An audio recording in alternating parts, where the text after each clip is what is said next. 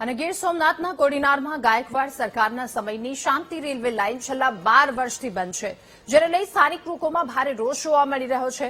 અનેક વખત સ્થાનિકોએ રજૂઆત કરી છતાં સરકાર અથવા સરકારના પ્રતિનિધિઓ કોઈ અસરકારક પગલાં લેતા નથી તેવું સ્થાનિકો કહી રહ્યા છે।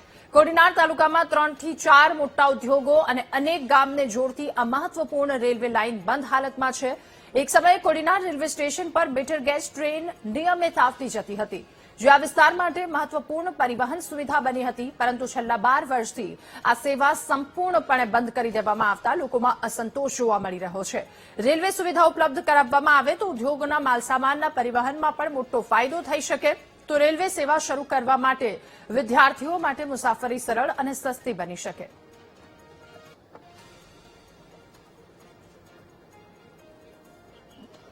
આ રેલવે લાઇન કેટલા 12 વર્ષથી મીટર ગેજ બંધ છે।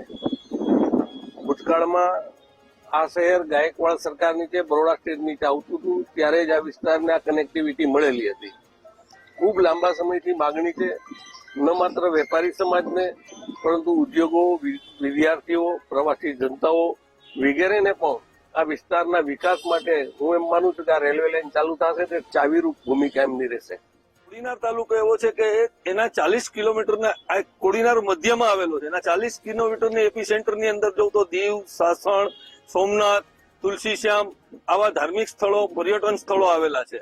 અને આ ટ્રેન જો શરૂ કરવામાં ન આવે તો અત્યારે જે યાતના ભોગવી રહી છે કોડીનાર તાલુકાના 25 થી 30 ગામની જનતા કે જે પેલા કોડીનારથી પાણીકોઠા જઈ અને વેરાવળ, તાલાળા, જુનાગઢ સુધીની કનેક્ટિવિટી મળતી, આ મીટર ગેજ ટ્રેન હતી અને 12 વર્ષથી કોઈ પણ કારણ આપ્યા સિવાય આ ટ્રેનને બંધ કરાવી દેવામાં આવેલી છે અને એ પછી એના પ્રત્યે દુર્લક્ષ સેવવામાં આવેલું છે। હું તો હાથ જોડીને કહું છું રેલવે પ્રશાસનને કે વારંવાર રજૂઆત કરવા છતાં કોઈ અમારું કોઈ ધ્યાન નથી લેતું। અમે કેટલી વખત રેલવે મંત્રીને પણ જાણ કરી છે અને સ્થાનિક રેલવે ઓફિસે પણ જાણ કરેલી છે, જુનાગઢે જાણ કરી છે, છતાં પણ કોઈ ઉકેલ નથી લાવતા। વચમાં પત્ર બહાર પડ્યો હતો કે ભાઈ સાપુરજી પાલનજી આવે છે એટલે તમારી બ્રોડગેજ લાઇન સાથે તમારું મંજૂર થઈ ગયું છે અને થશે, પણ ક્યારે થશે? અમે ખેડા થઈ ગયા। હાલાકી 100% પડે છે, કારણ કે જે ટ્રેનમાં જે માલ આવતો હોય ને એ ટ્રકમાં ન આવે। કે કોડીનારને બ્રોડગેજ રેલ મળે એનાથી અમને ઘણા ફાયદા થાય એમ છે। અમારે ટ્રાન્સપોર્ટેશનના પૈસા બહુ જાય છે, એ ઓછા થાય।